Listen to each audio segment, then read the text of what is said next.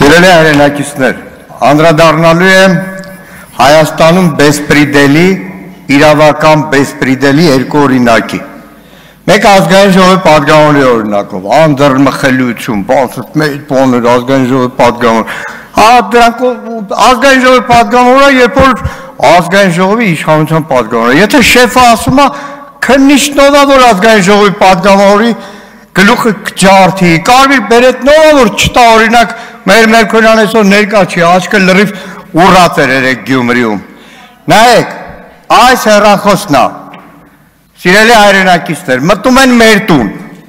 ասում են պարոն Մանուկյան, իմ համար չեն գալիս, տղայի սիփր, պարոն Մանուկյան, հեռախոսը, ասում ազգային ժողովի պատգամավորը հեռախոսը չեմ տալիս,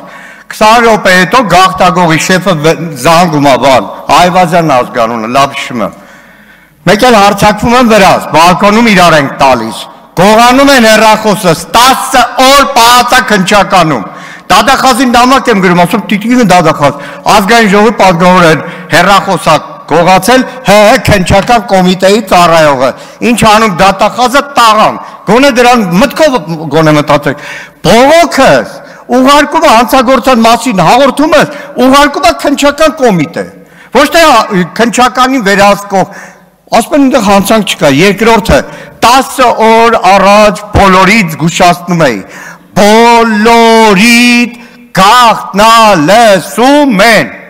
երբ պետք է ամեն մեկիդ վրա եղած ցանկացած գաղտնալսում, ամբողջական թե մոնտաժված, Նիկոլ Փաշինյանի աշխատակազմի ղեկավարի տեղակալ, Չախոյան Տարոնի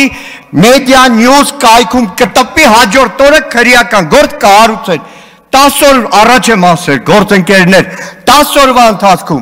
Արագածոտի թեմի առաջնորդ, Արագածոտի թեմի հոգևորական, մեդիա նյուզ կայքում գաղտնի ձայնագրության հիման վրա այսօր տարել փակել են բանտում։